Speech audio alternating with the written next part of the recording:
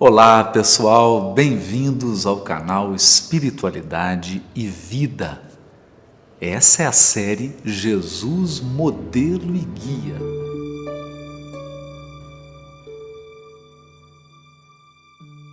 Nessa série, Jesus, Modelo e Guia, nós estamos estudando os caracteres morais de Jesus, a fim de poder adequar a nossa vida ao padrão da vida do nosso Mestre.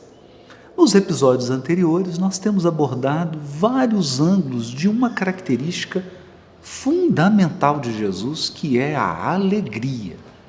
Jesus sempre demonstrou a virtude da alegria em todas as situações.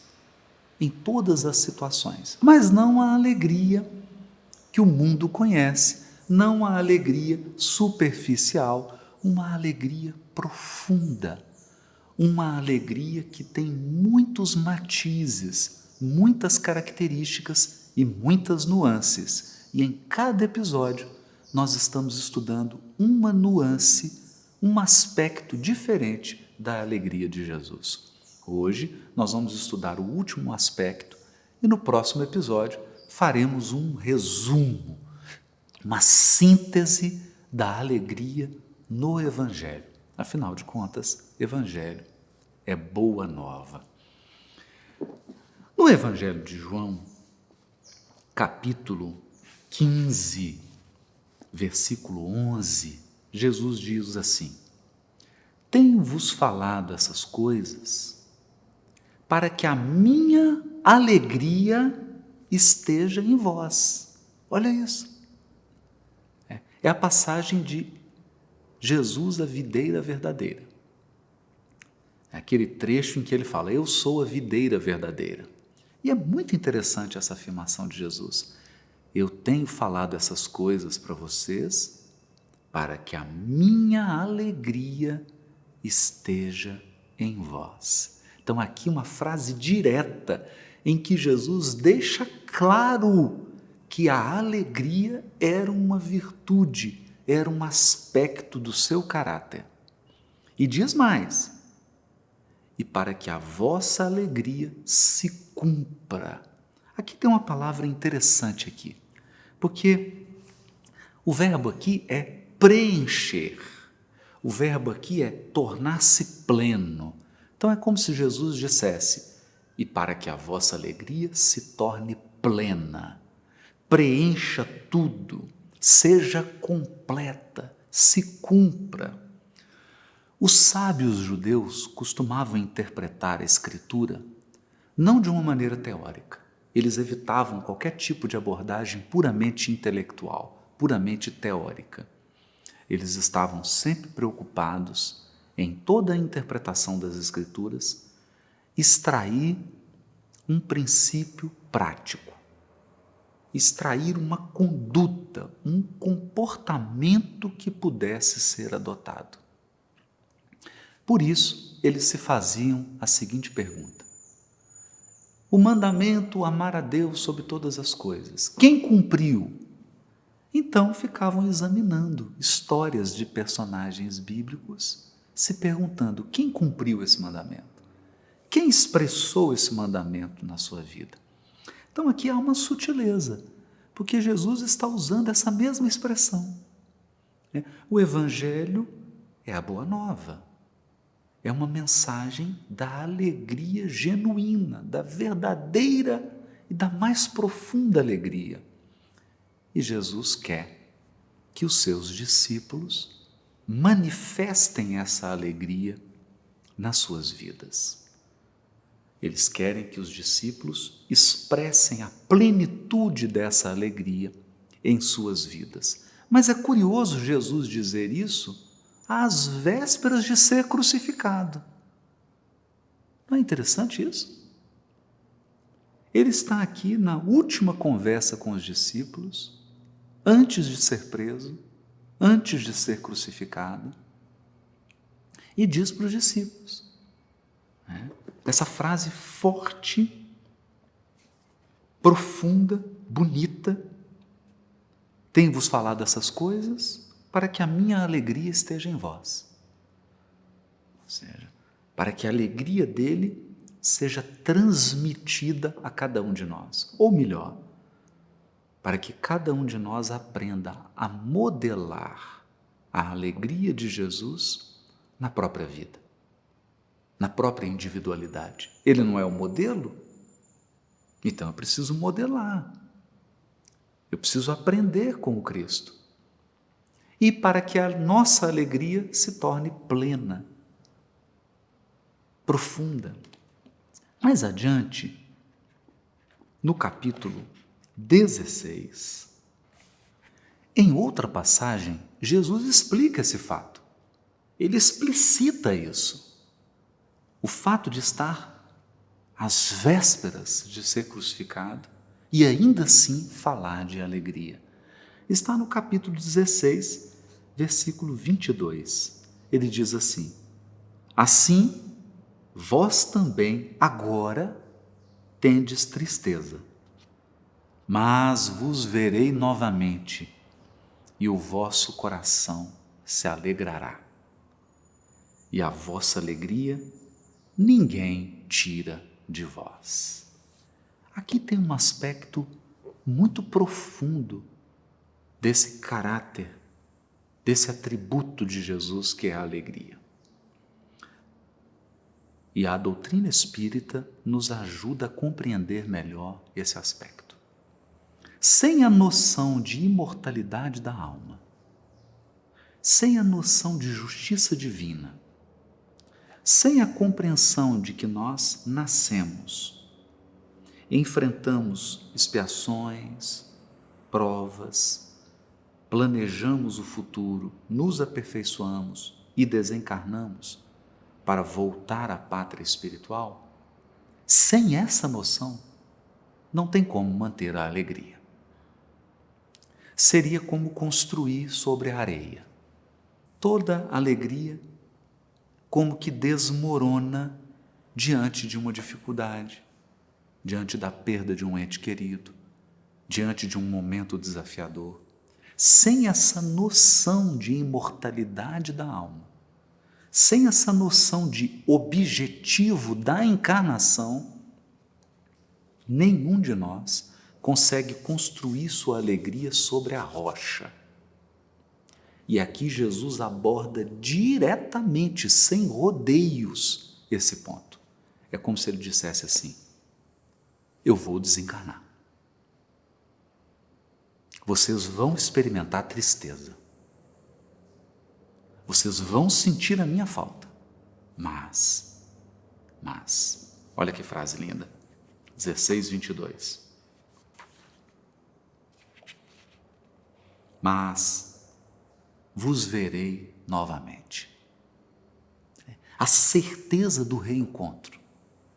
A certeza de que todos vamos nos reunir na pátria espiritual. Vos verei novamente, e o vosso coração se alegrará. E aí ele usa uma frase no presente: e a vossa alegria ninguém tira de vós. Que alegria? Que alegria que nós temos agora que ninguém tira de nós? Essa certeza de que somos imortais, essa certeza de que tudo aqui é temporário, de que todas as provas têm início, meio e fim, todas as expiações têm início, meio e fim, de que tudo vai se resolver. Portanto, essa certeza da imortalidade, da justiça divina, essa certeza de que há uma razão para tudo que estamos vivendo, para tudo que estamos enfrentando, nos traz um princípio, um germe de alegria agora. Porque o pior tipo de dor é a dor da falta de perspectiva. É você enfrentar uma dificuldade sem saber o porquê e sem saber qual será o desfecho. O que ocorrerá, qual o propósito daquela dor. Quando você faz um sacrifício, você perde algo para obter algo maior. Quando você passa uma dificuldade, mas entende que aquilo tem um propósito, que aquilo tem um sentido, que aquilo tem um objetivo, isso já nos dá uma alegria para enfrentar a luta, uma alegria para encarar o desafio, uma alegria para passar por tudo aquilo que nós devemos passar de cabeça erguida. Isso não significa deixar de sentir a dor, isso não significa não chorar, isso não significa não viver o luto, pelo contrário, isso tudo é importante. Nós precisamos respeitar isso, sob pena de desenvolvermos um sintoma e até adoecermos. Mas ter essa certeza nos livra do desespero.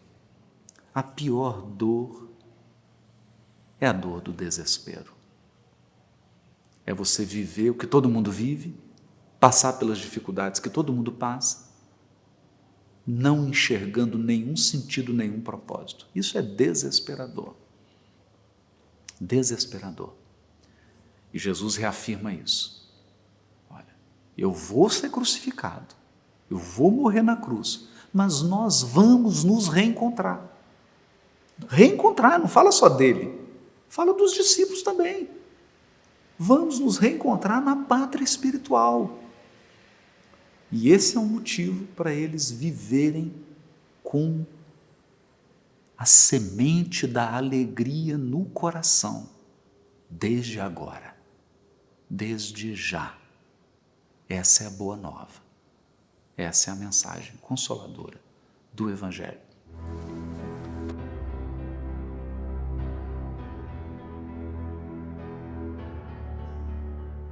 Kardec dizia que educação é formação de novos caracteres. Educação moral é formar caracteres morais. Nós estamos estudando esses caracteres e já comentamos em vários episódios sobre a alegria. A alegria é uma das virtudes dos espíritos puros. Um dos caracteres morais dos espíritos puros, especialmente do Cristo, né? Que é o nosso modelo e guia, e ele nos mostrou isso, é a alegria. Claro, nós já tratamos aqui da alegria em diversos aspectos, e eu sugiro que você volte e assista aos episódios anteriores, porque senão você vai ficar perdido. O episódio de hoje, ele é uma síntese.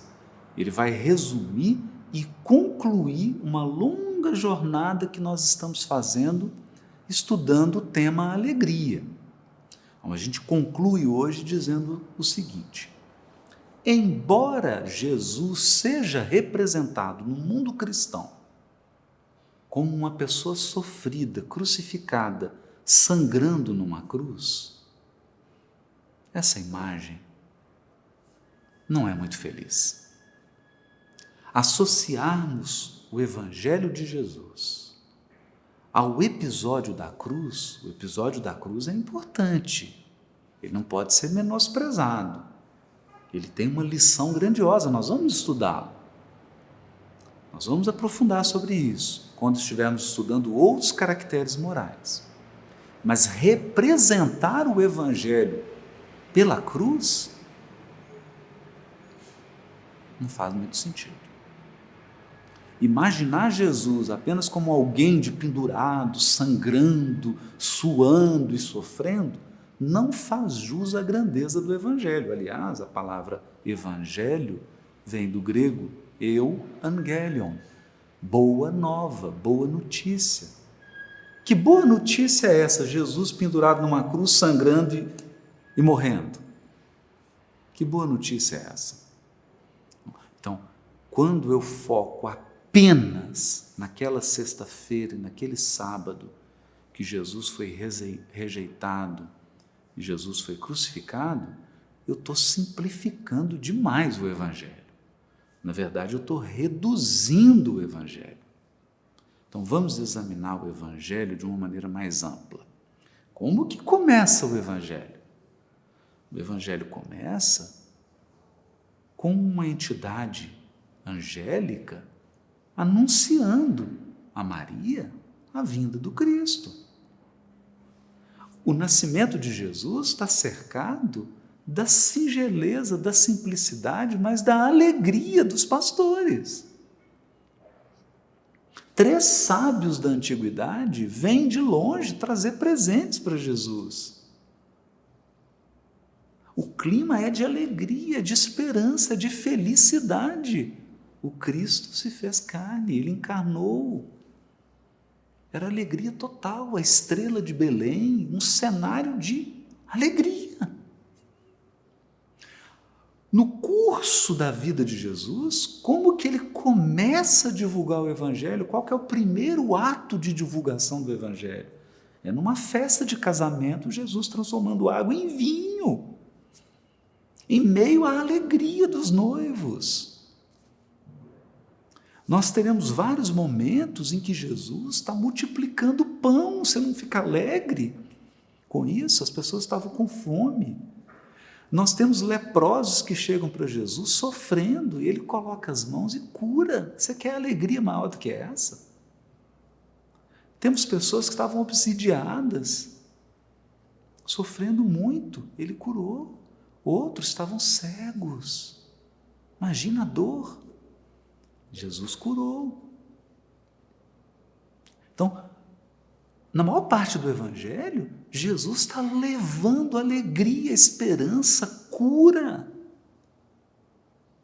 Ele está transformando para melhor a vida das pessoas. Como que essa mensagem pode ser uma mensagem de pessimismo? Não tem uma alegria. É claro, como nós comentamos nos episódios anteriores, terão os desafios, óbvio. Porque a alegria espiritual genuína, nós comentamos isso inclusive no episódio anterior, a alegria espiritual é aquela que está preparada para a luta, para o desafio, para as perdas, para os danos, para as expiações e para as provas.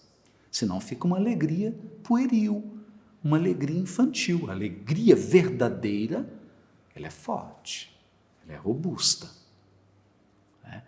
E como que termina o Evangelho? Na cruz? É assim que os evangelhos acabam? E Jesus foi crucificado e ficou sangrando e suando e sofrendo e aí morreu. E acabou o evangelho? De jeito nenhum. Abre aí o evangelho. Abre aí o evangelho de Mateus, Marcos, Lucas, João. Abre o final do evangelho. Como é que ele termina? Sabe como é que ele termina? Domingo de manhã, um sol bonito, Maria de Magdala vai lá e o túmulo está vazio. E depois Jesus aparece. Estou aqui. Mas você não tinha morrido na cruz? Não, ninguém morre. Ninguém morre. A vida é eterna. Chega no meio dos discípulos e diz: a paz seja convosco. No Evangelho de Lucas, ele conta da história dos discípulos que estavam no caminho de Emaús, e Jesus aparece, conversa com eles. Aí eles reconhecem: mestre, é você? E Jesus senta para fazer uma refeição. Escuta, você quer momento mais feliz, genuinamente feliz, do que você estar sentado fazendo uma refeição com as pessoas que você ama? Você quer coisa mais feliz do que isso? Esse é o final do Evangelho de Lucas. Esse é o final. E mais, tem mais. Aí você vai lá para Atos dos Apóstolos, pouquinho depois da crucificação, pouco depois, uma multidão reunida em Jerusalém, e os espíritos começam a conversar com todo mundo, para dizer o seguinte: ninguém morre, ninguém morre, a vida não cessa, a vida não cessa, ela continua, está lá, Pentecostes. O que é Pentecostes? Você quer dar um nome atual para Pentecostes? Eu vou sugerir um aqui: a festa da imortalidade da alma. Isso é que é Pentecostes, a festa da imortalidade da alma. Então é assim que fecha o Evangelho. O Evangelho começa com a estrela de Belém e termina com Pentecostes.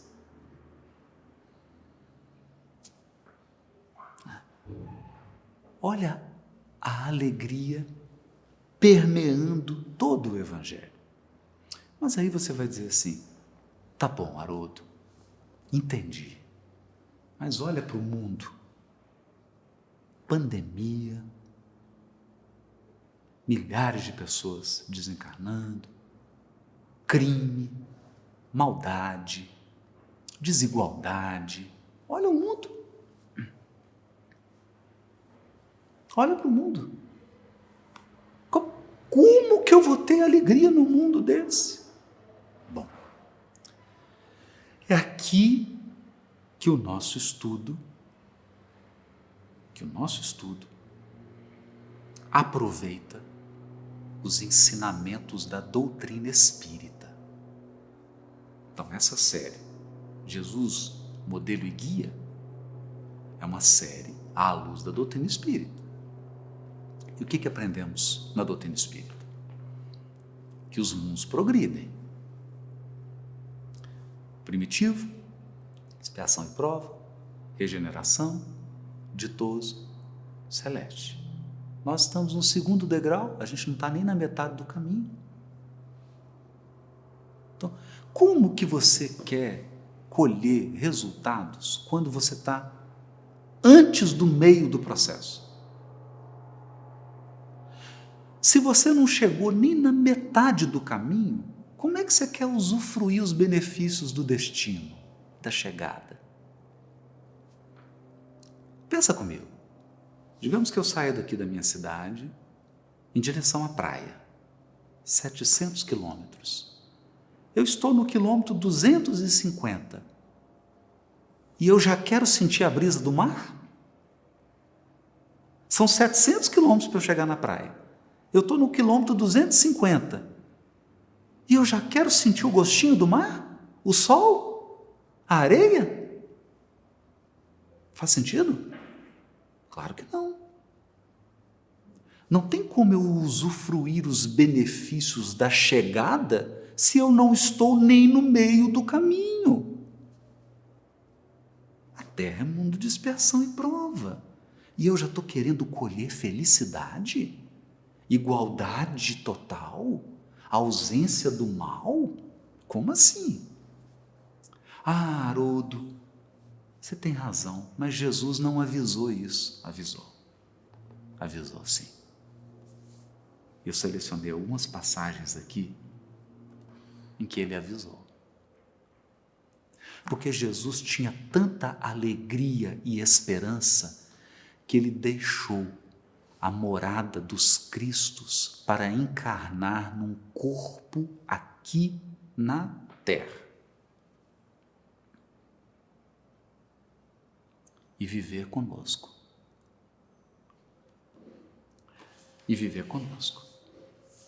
E, chegando aqui, ele foi muito claro.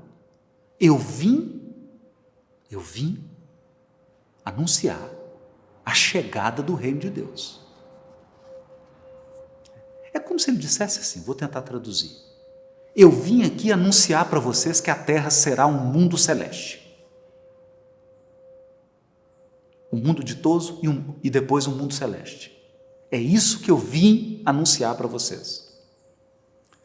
Mas muita gente achou que seria em 4 anos.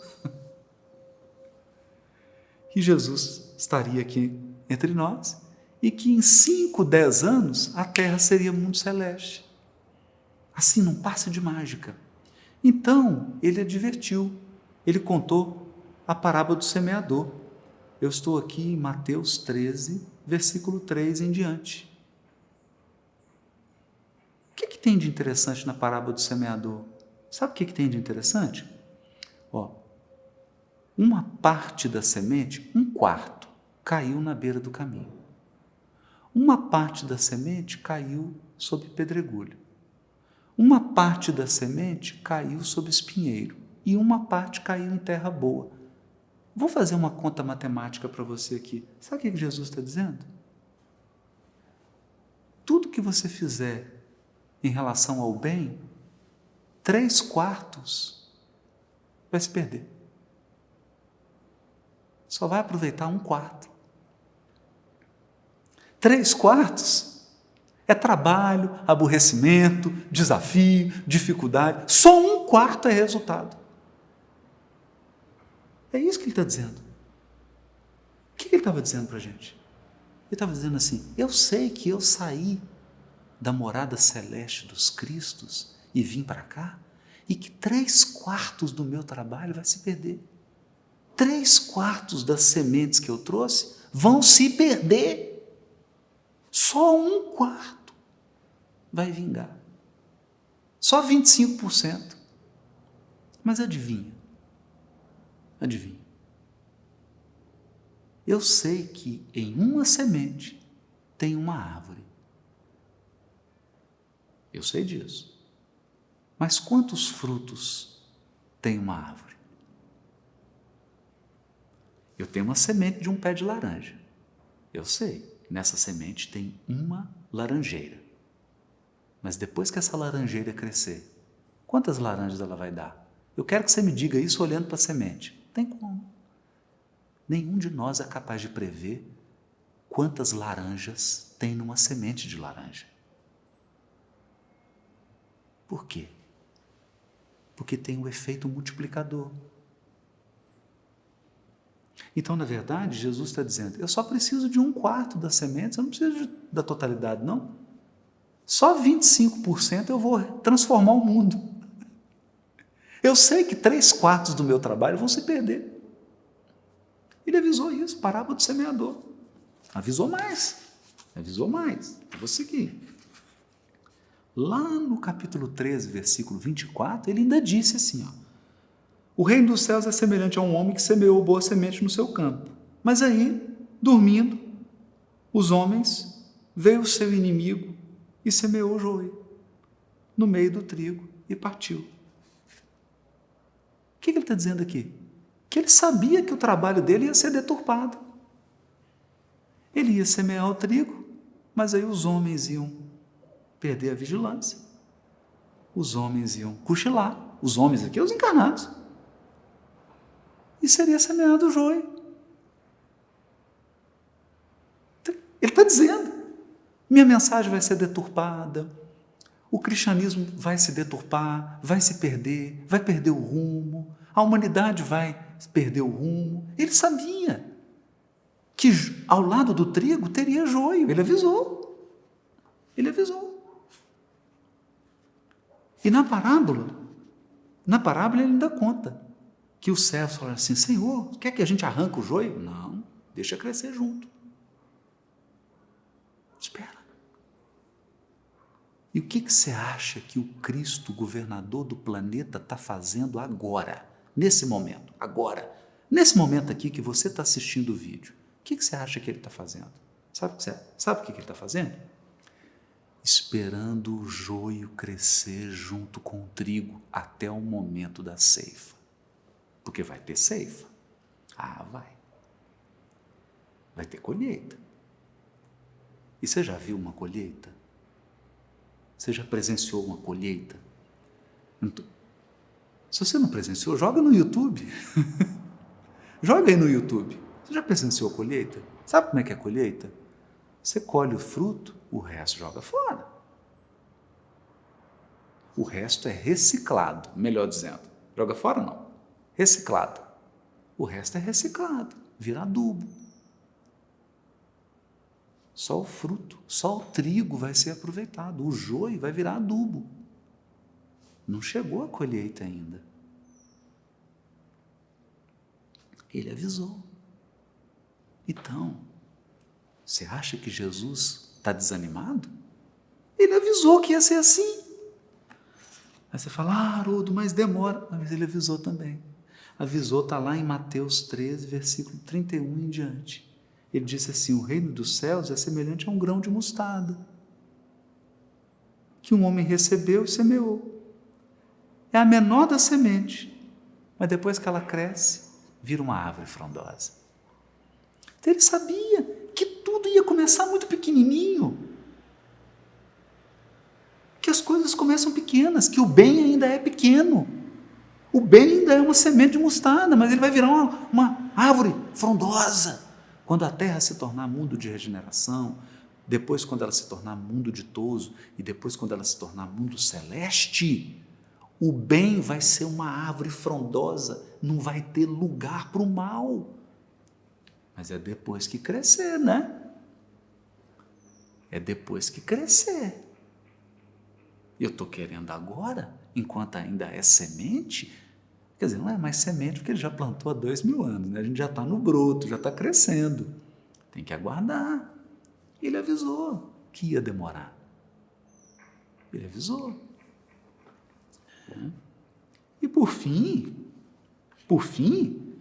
a gente fala, Haroldo, mas, poxa vida, mas tem tanto político corrupto, tem tanta desigualdade econômica, tem tanta dor, tem tanto sofrimento. É verdade. É verdade. E isso foi avisado. Esses elementos da transição planetária foram avisados. Só que Jesus deixou uma advertência sobre o mal. Porque o mal parece que tomou conta do mundo. Parece. Mas eu vou ler para você uma coisa que Jesus disse. Está no capítulo 15 de Mateus, versículo 13. Ele disse assim: toda planta que meu Pai Celestial não plantou será desenraizada. Escuta, não é cortada, não. A planta vai ser tirada desde a raiz. Então, deixa eu dizer uma coisa. O que Jesus está dizendo aqui é que todo o mal que existe no planeta Terra vai ser tirado desde a raiz. Desde a raiz. E qual que é a raiz do mal? Orgulho e egoísmo.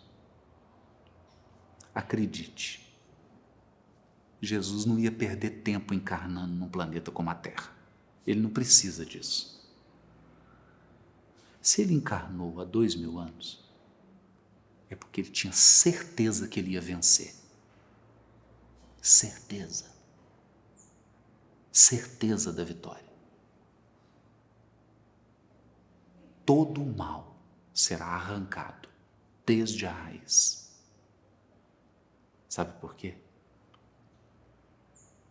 Porque o universo é obra de Deus. Quem governa o universo, o mundo, é Deus.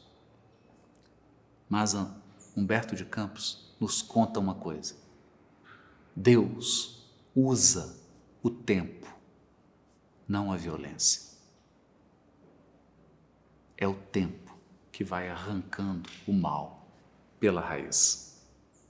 E assim, nós terminamos o estudo da alegria na personalidade de Jesus. É por isso que Jesus era alegre. Alegre, não bobo. É diferente. Alegre. Porque ele tinha certeza da vitória. E ele estava em comunhão com Deus.